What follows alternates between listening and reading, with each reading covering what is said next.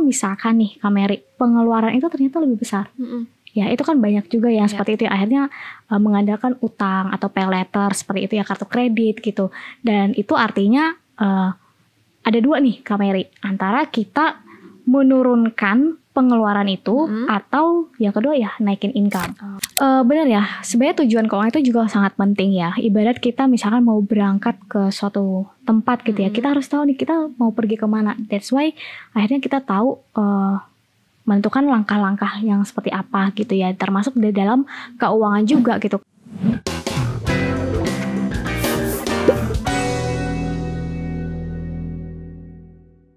Hai Onwisto, selamat datang di Invest Talk, all about investment. Satu episode baru lagi dari Invest Talk, masih bersama aku Mary, dan hari ini juga akan berbincang-bincang dengan narasumber kita yang merupakan seorang wanita lagi dan seorang certified financial planner dan juga punya bisnis nih infonya nih. Langsung aja kita sapa. Hai Kak Astuti. Hai Kak Mary. Apa kabar hari ini Kak? Puji Tuhan baik. Baik ya, mungkin boleh kenalan sedikit dulu Kak Astuti ini siapa, terus backgroundnya apa, dan kesibukannya belakangan ini apa aja? Oke. Hai kawan Vestel, perkenalkan nama saya Astuti Nartisa. Sebelumnya bekerja di ex BUMN ya, dan sekarang certified financial planner. Dan benar tadi kata Kak Mary ya, saya juga punya bisnis bareng teman-teman anak-anak milenial seperti itu. Oke, ex BUMN berarti meninggalkan BUMN untuk membangun bisnis ya Kak? Yes, benar. Boleh tahu nggak sih sedikit Kak, apa yang membuat Kak Astuti memutuskan untuk kayaknya udah deh jadi karyawan di BUMN gitu? Oke, sebelumnya itu karena saya sadar sih ya, tujuan kehidupan saya itu seperti apa gitu ya, purpose-nya apa, dan mulai hitung-hitung tuh Kak Mary ya, dengan keuangan sekarang dan nantinya ke depan itu tuh kehidupannya seperti apa gitu, dan tidak menjadikan kita bekerja di kantor itu suatu hal yang buruk ya, bukan ya, tapi itu balik lagi ke pilihan masing-masing ya, kehidupannya itu mau seperti apa. Nah kalau saya sendiri itu memang melihat bahwa saya mau punya kehidupan yang lebih baik gitu, dan itu memang bisa dijawab adalah lewat berbisnis seperti itu. Oke, nah hari ini kita akan membahas tentang perencanaan keuangan karena memang Kak Astuti adalah seorang CFP ya Kak ya. Jadi kita bahas perencanaan keuangan untuk karyawan pemula yang baru mendapatkan salary, baru mungkin merasakan oh gini nih rasanya punya penghasilan. Nah sebelum kita ngobrol jauh, mungkin Kak, ketika orang mau memutuskan merencanakan keuangannya, apa sih yang harus disiapkan? Oke, untuk merencanakan keuangan pastinya yang disiapin dulu adalah uangnya. Betul. Oke, ketika uangnya udah ada gitu ya, kan kita juga harus ngecek ya Kak Mary ya, kondisi keuangan kita tuh bagaimana ya, melihat itu cash flow-nya sebenarnya. Apakah pemasukan itu lebih besar dari pengeluaran? That's why dari situ kita bisa berangkat, kita bisa ngelolanya seperti apa, dan juga harus punya niat sih. Ya, jadi jangan sampai terlena sama standar hidup orang lain. Nah, pada saat kita udah menerima penghasilan, kita dapat uang yang harusnya kita prioritaskan pada saat pengelolaan uang, apa sih Kak? Apakah harus langsung pada saat gajian langsung ditabung, atau misalkan dihabisin dulu, self reward dulu? Stepnya apa dulu nih? Oke, jadi di finansial itu sendiri ya, itu ada yang namanya piramida keuangan. Ya, piramida keuangan itu membantu kita ya, skala prioritas mana yang harus kita utamain dulu untuk dilakuin ketika kita menerima income. Hal yang pertama itu ya Kak Mary, kita melihat cash flow-nya ya, yang tadi balik lagi kita lihat nih pemasukannya itu apakah lebih besar dari pengeluaran kita. Kalau misalkan nih Kak Mary, pengeluaran itu ternyata lebih besar, ya itu kan banyak juga yang seperti itu, akhirnya mengandalkan utang atau pay later seperti itu ya, kartu kredit gitu. Dan itu artinya ada dua nih Kak Mary, antara kita menurunkan pengeluaran itu atau yang kedua ya naikin income. Nah ketika cash flow-nya sudah aman, ada spare nih, income-nya lebih besar dari pengeluaran, kita bisa naik level ke berikutnya. Itu yang namanya pondasi keuangan, berupa dana darurat dan juga asuransi atau proteksi ya. Dan kemudian ketiga adalah investasi.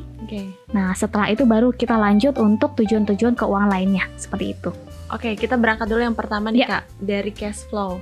Gimana cara kita tahu atau cara kita mengatur cash flow ini biar nggak bengkak-bengkak banget, atau misalkan kita juga hidup nggak terlalu menghemat malah pelit banget jadinya gitu? Frugal living ya. Oke, pastinya kita harus sadar dulu ya, mana yang benar-benar jadi kebutuhan kita, mana itu yang keinginan yang masih bisa ditunda sebenarnya. Ya, jadi emang kita itu harus ada budgeting ya sebagai Kameri ya. Budgeting itu kita benar-benar tulis apa aja yang benar-benar harus kita nggak bisa nego nih ya. Pengeluaran-pengeluaran itu ketika kita sudah tahu kondisi keuangan kita, baru kita bisa menentukan kan sebenarnya apakah kita memang harus fokusnya adalah naikin income atau memang masih bisa nge-push itu pengeluaran, seperti itu sih. Berarti sebenarnya pencatatan pengeluaran juga perlu ya? Yes, dilakukan pasti. ya? Itu penting banget sih. Oke. Nah, misalkan kita udah tahu nih, oh cash flow-nya ternyata masih bagus. Terus kita udah nyiapin pos-pos yang lain tadi seperti Kak Astuti bilang ada dana darurat, terus proteksi. Nah, kita ke dana darurat dulu. Kalau misalkan dana darurat nih untuk karyawan pemula yang mungkin baru mulai kerja, aku nggak tahu sih apakah hitungannya sama, dia termasuk ke dalam yang single atau sebenarnya beda lagi kalau untuk orang yang baru mulai bekerja. Berapa kira-kira idealnya? Untuk idealnya sendiri ya, memang kalau di financial planning itu sendiri ya kita melihat itu statusnya sih ya, single atau misalkan dia tuh married punya tanggungan anak berapa gitu, atau misalkan dia adalah pekerjaan bebas seperti pengusaha atau freelance, itu pastinya beda gitu ya. Kalau misalkan dia bekerjanya tuh di karyawan tetap, ada penghasilan tetap yang dia terima gitu, dan dia pemula dan itu statusnya juga single gitu, sebenarnya itu melihat itu dari berapa jumlah pengeluarannya sih Kameri ya. Kalau misalkan pengeluarannya sekian 5 juta atau 10 juta untuk yang single gitu, dia nggak punya tanggungan, idealnya sih 3 sampai 6 kali pengeluaran itu udah cukup. Berarti kalau misalkan tadi 5 juta bisa 15 sampai 30 juta ya untuk dan itu kita spare 10% dari income yang kita terima. Idealnya seperti itu, tapi kan kita nggak bisa langsung mutlak itu kita berlakukan sama semua orang, karena kan ada aja mereka yang punya tanggungan seperti sandwich generation seperti gitu ya. Dan kalau misalkan dia udah menikah seperti apa gitu ya, itu bisa 12 kali pengeluaran gitu. Atau misalkan untuk yang pengusaha ya, kan ada yang begitu dia fresh graduate dia langsung memutuskan untuk bangun bisnis gitu atau freelance, itu berarti dia 24 kali pengeluaran. Itu idealnya sih. Berarti lebih gede ya? Iya gitu, karena sebenarnya tujuan dana darurat itu kan kita simpan ya, kita nggak tahu loh itu kapan atau untuk apa diambil ya, karena kita nggak pernah tahu apa yang terjadi ke depan gitu kan. Contoh misalkan terjadi risiko PHK massal, itu kan banyak ya terjadi untuk sekarang-sekarang ini ya Kameri ya. Dia punya spare dana darurat itu 3 sampai 6 bulan pengeluaran. Ya artinya ketika PHK massal ya, dia masih bisa bertahan, bisa survive itu 3 sampai 6 bulan ke depan selagi dia mencari pekerjaan baru. Seperti itu. Nah, berarti dana darurat ini kita gunakan pada saat memang kejadian itu kita nggak pengen itu terjadi ya, Kak? Pasti, ya? Bukan kejadian yang dipaksa-paksakan darurat gitu. Iya, benar.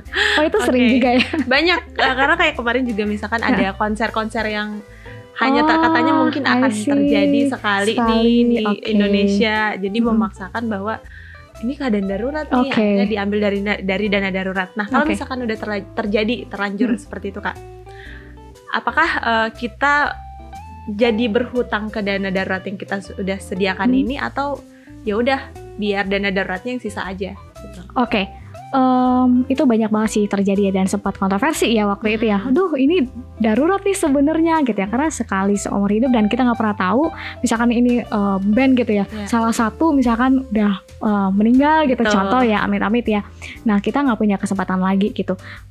Benar tadi kata Kameri ya, jadi kalau misalnya nih kita udah terlanjur ambil itu dana darurat gitu, kita pakai untuk bayar konser, berarti kita punya PR untuk ya mengembalikan dana darurat itu lagi sih. Jadi angka yang tadi ya? Angka yang tadi, kita balik lagi pengeluaran kita berapa. Contoh income kita tadi 10 juta per bulan ya, pengeluaran kita sebulan itu bisa let's say 4 juta ya. Kita kan menyisihkan itu 10% dari gaji ya. 10% berarti sekitar 1 juta per bulan kita sisihkan. Ya berarti kita nggak bisa langsung loncat ke investasi, kita balikin dulu duitnya ke rekening dana darurat tadi. Seperti itu sih. Nah, ngomongin dana darurat nih, Kak, misalkan sebuah keluarga yang katakanlah income-nya 10 juta nih. Terus bisa kebutuhan per bulannya 8 juta. Oke. Berarti kan kalau kita ambil 12 kali, ada 100-an juta lebih yang tersimpan sebagai dana darurat. Apakah dana darurat ini cukup kita taruh di tabungan biar liquid atau sebenarnya bisa kita maksimalkan si dana darurat ini? Ini pertanyaan menarik ya. Tapi sebelum kita ngomongin tentang kita sisihkan itu, alokasiin itu ke instrumen kemana gitu ya. Aku mau make sure itu adalah income 10 juta, pengeluaran 8 juta. Nah itu sebenarnya dari proporsi untuk biaya hidup aja udah melebihi sebenarnya. Melebihi dari idealnya gitu ya. Karena untuk biaya hidup sendiri ya, itu emang semaksimal mungkin itu 40-50% dari income. Ya, artinya kalau misalkan melebihi dari persentase itu ya, balik lagi yang kedua tadi sih ya, either kita turunin pengeluaran atau emang naikin income. Ya naikin income, balik lagi di sini ya cari pekerjaan yang lain atau side income. Itu kan banyak ya sekarang side hustle ya. Betul. Trennya ya. Kalau memang sudah memenuhi itu gitu kan, banyak yang bingung nih. Kalau misalkan dana darurat ditaruhnya di rekening tabungan kayaknya nggak numbuh deh. Sayang gitu ya. Sayang banget gitu kan. Tapi ya sekarang udah banyak pilihan ya. Sekarang kan banyak yang reksadana udah bisa langsung dicairin saat itu juga ya, nggak yang nunggu waktu lagi beberapa hari ya. Tapi tetap sih ada minimal sih 1 kali pengeluaran itu tetap di rekening tabungan. Ya lebih liquid ya. Karena lebih liquid ya, karena kita nggak pernah tahu. Contoh misalkan ban mobil bocor gitu ya kan, kita nggak mungkin tunggu cairin investasi dulu seperti itu gitu sih. Jadi likuiditas itu sangat penting sih Kak Mary. Oke, berarti tadi anggaplah arus kasnya sudah cukup baik, dana daruratnya sudah terpenuhi, baru masuklah ke proteksi dulu ya kan. Betul. Karena memang mungkin aku nggak tahu apa karena dulu sempat banyak isu-isu asuransi yang mungkin agennya nih penjualannya tidak benar, menjadikan orang agak skeptis sama yang namanya asuransi. Tapi dari sudut pandang Kak Astuti sebenarnya asuransi yang seminimal-minimalnya orang punya asuransi apa aja? Yang seminimalnya orang harus punya ya pasti BPJS ya. Karena BPJS itu memang udah di-provide sama pemerintah ya.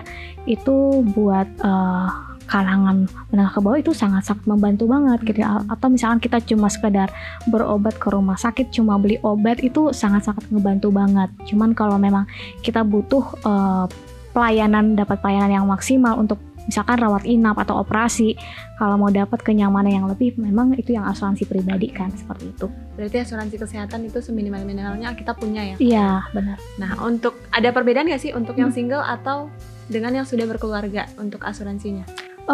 Sebenarnya nggak ada sih, cuma lebih kepada proporsi ideal alokasinya, berapa persen gitu ya. Kalau memang kalau tadi dana darurat kan 10% dari income ya, tapi kalau misalkan di proteksi itu sendiri itu 10% sih ya, 5-10%. Tapi kan balik lagi ya, cost of insurance makin lama kan makin mahal gitu ya, dan sementara kenaikan gaji kita tuh kita nggak tahu nih, beda-beda nih setiap orang. Jadi balik lagi, apakah itu mengganggu keuangan dia dan menyesuaikan dengan kebutuhannya dia. Tapi memang yang paling harus kita pastiin adalah bisa di cover sih.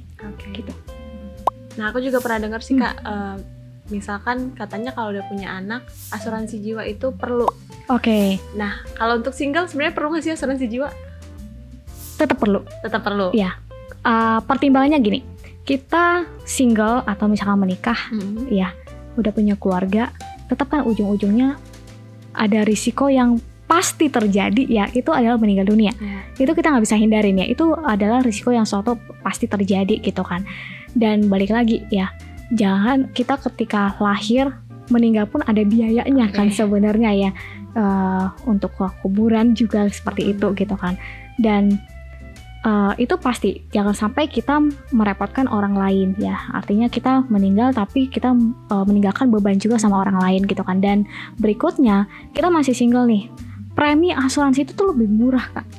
Ketika single ya? Masih ketika single dan juga masih sehat ya kan. Syarat orang mau ngajuin asuransi itu 2 itu ya, sehat dan juga kalau misalnya makin muda kita punya polis, itu pasti preminya lebih murah gitu sih. Oke. Jadi itu kawan Pisto, sebenarnya asuransi itu nggak perlu skeptis sama yang namanya asuransi juga, karena mungkin bisa cari agent yang benar-benar ngebantu ya, bukan hanya biar closing nih jualannya gitu. Udah asuransi, udah kita ke investasi sekarang. Nah tadi untuk proteksinya udah, kita ke investasinya nih Kak. Jadi kalau misalkan karyawan pemula tadi kan kita harus penuhin dulu dana darurat, terus juga proteksi. Kalau misalkan karyawan pemula, anggaplah sebenarnya salary-nya masih cukup lah, bisa dibagi 50% untuk kebutuhan, lalu sisanya dibagi-bagi. Bisa nggak sih dia langsung ngumpulin dana darurat, ngumpulin proteksi dan investasi sekaligus, atau harus pos masing-masing dulu yang dipenuhi gitu? Oke, itu bisa banget ya, tergantung spare income-nya itu tadi berapa. Kalau misalnya tadi Kak Mary kasih contoh, 50% itu untuk biaya hidup, itu terpenuhin gitu. 10% untuk dana darurat sambil nyicil, terus juga proteksi juga sambil nyicil, dan sisanya bisa ke investasi. Itu bisa. Nah, investasi apa yang kira-kira cocok untuk pemula menurut Kak? Untuk pemula sebenarnya kita banyak opsi ya. Itu ada reksadana, ada saham juga, ada obligasi ya, seperti itu. Tapi kita benar-benar menyesuaikan profil risiko kita sih. Tetap ya, itu balik lagi ke profil risiko kita dan juga tujuan keuangan kita tuh apa, Kak Mary? Ya, kan ada orang yang emang tujuannya tuh adalah rumah atau misalkan untuk mobil, menikah gitu, dan itu kita harus tahu ya, goals itu tuh harus tercapai berapa lama, profil risikonya seperti apa, dia sanggup nggak ya, dia oke nggak mentolerir kalau misalkan ada naik turunnya risiko penurunan drastis gitu ya. Nah itu yang akan bisa menentukan dia tuh cocoknya instrumen apa gitu. Tapi 3 pilihan yang tadi oke, karena Kak Astuti menyinggung sedikit soal tujuan keuangan. Seberapa penting sih sebenarnya kita menentukan tujuan keuangan? Karena banyak juga teman-teman aku yang penting tabung aja dulu, entah uang ini nanti buat apa, urusan belakangan gitu. Atau sebenarnya memang kita harus tahu nih dari awal, duit ini aku kumpulin buat apa gitu. Benar ya, sebenarnya tujuan keuangan itu juga sangat penting ya. Ibarat kita misalkan mau berangkat ke suatu tempat gitu ya, kita harus tahu nih kita mau pergi kemana. That's why akhirnya kita tahu menentukan langkah-langkah yang seperti apa gitu ya, termasuk di dalam keuangan juga gitu. Kalaupun memang kita nggak tahu nih alokasinya kemana, kan kita juga mungkin ada di posisi yang belum mau ngejar apa-apa nih gitu, tapi kita bisa mengalokasikan itu sebagai dana pensiun. Karena banyak banget yang itu melupakan atau mengabaikan dana pensiun, Kak Mary. Gitu, dan itu adalah dana yang kita sisihkan ya, memang kita jangan diapa-apain sampai kita di usia pensiun nanti sih. Karena aku juga baca sih belakangan ini Kak, ada berita dari CNBC Indonesia yang bilang kalau misalkan banyak banget ternyata karyawan yang usianya sudah cukup, harusnya sudah dikit lagi pensiun tapi nggak siap untuk pensiun. Betul, itu banyak banget. Antara karena mungkin nggak punya biaya atau bisa jadi juga sebenarnya nggak tahu harus melakukan apa setelah pensiunnya. Dan mungkin itu juga ya Kak yang bikin banyak tercipta sandwich generation ya. Betul, itu benar banget. Nah, kalau untuk sandwich generation sendiri, beda nggak sih pengelolaan keuangannya dengan single yang hanya menanggung dirinya sendiri? Pastinya sandwich generation itu pengeluarannya pasti lebih besar. Ya artinya dia itu memang harus lebih besar lagi effortnya untuk naikin income. Karena dari pengeluaran sendiri pun cukup beda ya dengan yang nggak punya tanggungan yang lain-lain ya. Mereka udah bisa fokus untuk tujuan keuangan mereka sendiri. Tapi kalau sandwich generation mereka ada fokus yang lainnya.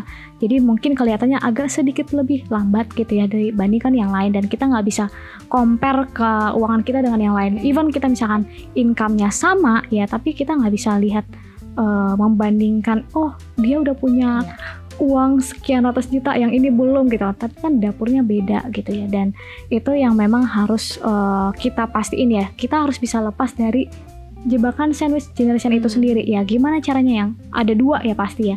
Yang pertama, kita udah harus siapin asuransi, itu pasti ya. Karena kebanyakan orang ya, kenapa sih tercipta anak-anak yang jadinya menanggung keluarga? Karena orang tuanya sendiri itu nggak punya asuransi untuk mengcover dia gitu. Dan juga dana pensiun itu penting banget, karena dianggap ya anak itu tuh dana pensiun ya. Betul, banyak sih, banyak. Benar ya, itu banyak banget, dan itu yang memang harus kita pertimbangkan, apalagi kita masih anak muda ya, itu kita masih banyak waktu untuk mempersiapkan ke sana gitu. Oke. Jadi balik lagi ya kawan Visto, ketika ada yang bilang, mungkin banyak nih yang bilang di usia 25 belum punya duit segini, kamu gagal, itu bukan merupakan patokan gagal seseorang ya Kak. Dan mungkin kawan Visto juga bisa mulai memutus yang tadi sandwich generation ini dari kita sendiri, mempersiapkan keuangan kita dengan baik dari sekarang sampai nanti saat kita pensiun. Mungkin yang terakhir nih Kak, dari Kak Astuti, tadi kan udah sempat mention juga kalau misalkan ternyata pengeluaran kita lebih besar daripada pemasukan, kita harus ada 2 cara nih yang bisa dilakukan. Kita lihat lagi, evaluasi lagi pengeluaran kita masih ada yang bisa di-press apa enggak, atau yang kedua tadi dengan mencari sumber income lain. Kalau dari Kak Astuti sendiri, kira-kira ada tips nggak sih buat kawan Visto yang mungkin karyawan pemula ternyata income-nya mungkin masih UMR atau masih belum mencukupi kehidupan sehari-hari? Ada tips nggak untuk cari sumber income lain tuh dari mana-mana aja? Sebenarnya informasi itu udah banyak banget ya tersebar ya. Kalau misalnya kita di zaman dahulu ya, itu informasi keuangan atau peluang-peluang itu tuh kayaknya sangat terbatas banget ya. Kalau sekarang itu udah banyak informasi. Nah, apalagi yang mungkin masih fresh graduate ya, atau masih kuliah pun itu udah banyak berbisnis sebenarnya. Mungkin saran aku lebih kepada buka hati buat peluang-peluang yang ada di luar sana sih. Dan itu kita benar-benar open mind ya. Jangan sampai kan kadang-kadang orang mikirnya adalah this is not my passion gitu kan. Nggak ada salahnya untuk memulai sesuatu hal yang baru, perbesar kapasitas pastinya ya, dan investasi leher ke atas itu penting banget ya. Itu kita bisa dari baca buku, ikut seminar, belajar digital marketing, atau misalkan ikut bisnis-bisnis di luar sana yang sekiranya itu bisa kasih peluang untuk kita naikin income. Enggak ya, kalau misalkan masih ditunda, better ya emang keuangan kita tuh yang memang harus dijaga dulu sih ya. Pondasi keuangan itu jangan sampai ya kita mendahulukan keinginan. Itu kan beda ya, ada uang tapi kita ternyata belum mampu sebenarnya untuk membeli gitu ya. Kalau misalkan pondasi keuangannya itu belum terpenuhi tapi kita mendahulukan keinginan kita tadi ya, kan kita nggak pernah tahu risiko ya Kameri ya, dan bisa aja keinginan kita tuh harus kita lepas, bahkan nggak bisa dijual lagi gara-gara untuk mengcover itu risiko-risiko gitu kan. Jadi saran aku tetap sih mengontrol dan jangan sampai terlena sama apa yang ada di luar ya, standar orang, lifestyle orang, yang pastinya tetap fokus ke tujuan keuangan masing-masing, aware sama kondisi finansial yang sekarang. Dan kalaupun memang kepengen banget itu keinginan tercapai, itu tadi sih benar-benar buka mata, buka hati buat peluang yang di luar sana untuk naikin income. Bisa kok kerja sambil berbisnis, itu bisa banget. Oke, jadi itu ya kawan Visto, buka mata, buka hati untuk semua peluang yang ada di luar. Yes, benar. Dan peluang itu juga mungkin bisa kawan Visto dapatkan dengan berinvestasi salah satunya. Betul, salah satunya. Oke, nah buat kawan Visto yang cari platform untuk berinvestasi di pasar modal, boleh silakan download aplikasi Investasiku di App Store ataupun Play Store. Karena di Investasiku, kawan Visto bisa transaksi saham, reksadana, dan obligasi dalam satu aplikasi. Selain itu juga, kawan Visto, setiap transaksi yang kalian lakukan di Investasiku, kalian akan dapat yang namanya MPC Point, di mana satu poin senilai dengan Rp1, dan poin tersebut bisa diinvestasikan kembali menjadi produk reksadana. Oke, seru banget obrolannya hari ini Kak. Walaupun kita temanya untuk karyawan pemula, kayaknya itu juga banyak relate ke aku untuk mengelola keuangan aku, dan mudah-mudahan juga kawan Visto di sini bisa dapat hal yang bermanfaat ya untuk bisa mencapai tujuan keuangannya, untuk bisa memperbaiki cara pengelolaan keuangannya, dan mungkin untuk bisa mempersiapkan masa depannya dengan sangat baik. Sekali lagi terima kasih Kak Astuti buat ngobrol-ngobrol hari ini. Mudah-mudahan kita ada sesi lain lagi untuk ngobrolin hal yang lain juga, topik yang lain. Dan terima kasih kawan Visto sudah menyaksikan Investalk hari ini. Saya Mary pamit, salam investasiku for better tomorrow. Thank you.